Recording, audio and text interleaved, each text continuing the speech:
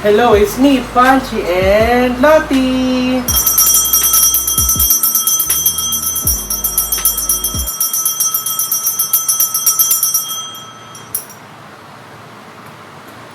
Alright, so today, magre-review at mag-unbox tayo nito. Tadaan! Ito yung IKEA Powang Armchair, black, brown, Nisa light beige, 4,999. So, ano siya? Upuan siya na pwede ka mag-bounce around. Ayan, oh. Black yung frame, light beige o parang gray yung kanyang cushion. Ayan. Ayan. So, ito yung gagamitin kong office chair kasi gusto ko ng something comfy. Ayan. So, ilalagay ko yung information sa baba kung saan nyo siya pwede mabili. So, yes, buksan na natin tong IKEA Powang and check natin kung maganda ba yung quality niya. Let's go! Alright, so tapos na natin siyang i-set up. Ganito na yung itsura niya, guys, kapag na-set up. And as you can see, it's very, very cute. I really like yung silhouette niya or itsura niya.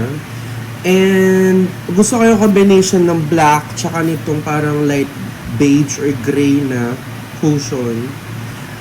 The thing like na gusto kong i-explain or sabihin, kasi as you can see, may mga pusa ako dito, tinatakpan ko siya ng pantakip, katulad nun, yung black na yun.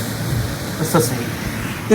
Tinatakip ko siya doon para hindi siya makalmot-kalmutan ng pusa. Kasi bet na bet nilang kalmutan yun eh. Ayan, so super nice naman siya. Ay, ito matawag. Ito matawag yung jowa. Nag-vlog ako dyan, Carlo. Wait lang, tatawagan kita. Ano yan? Nag-vlog ako! Bye. Ay nga yan, ano yan? Yung upuan. Ay, ang hawak mo. Ano hawak ko? iPad? Ay, nako.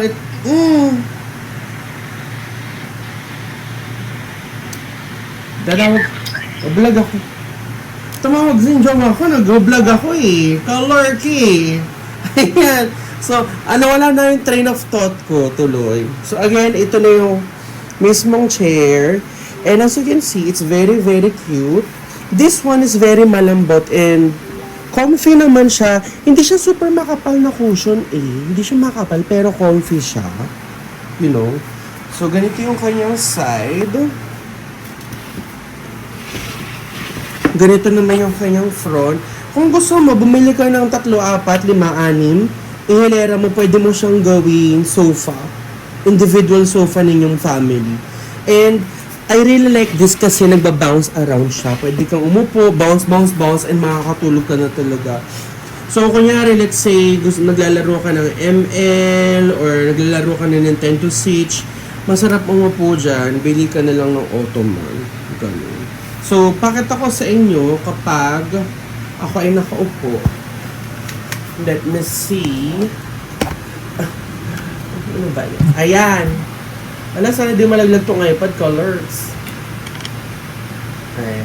So, ayan.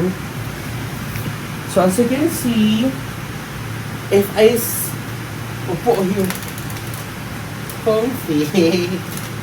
Comfy siya. Nag-bounce siya, oh. Meron namang rocking chair, pero masyado siyang malaki. Kumakain na maraming space. So, ito na lang muna kinuha ko.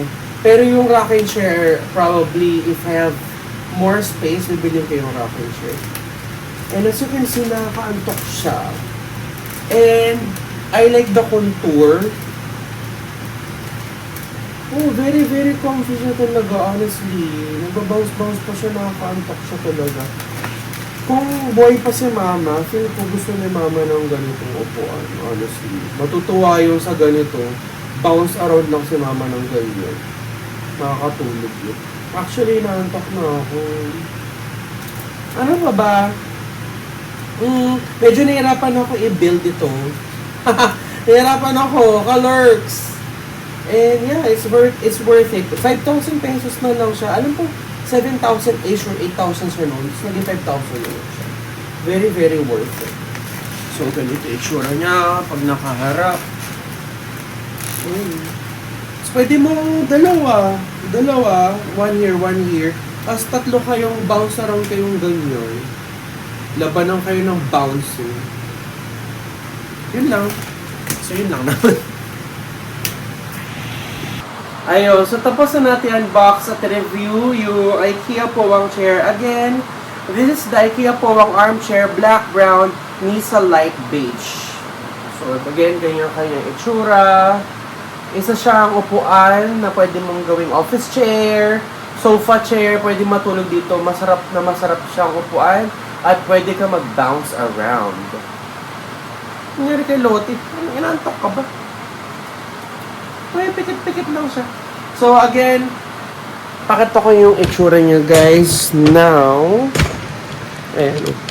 So as you can see, it's very very cute.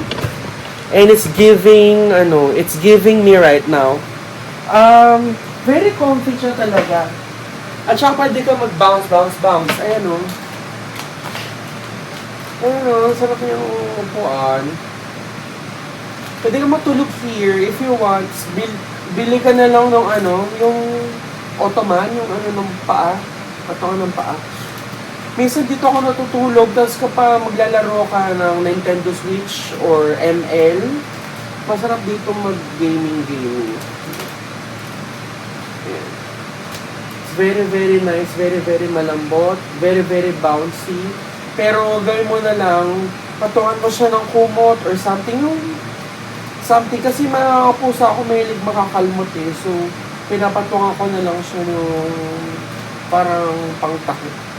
Para hindi siya makalmot-kalmutan. So, as you can see, I'm sleepy right now.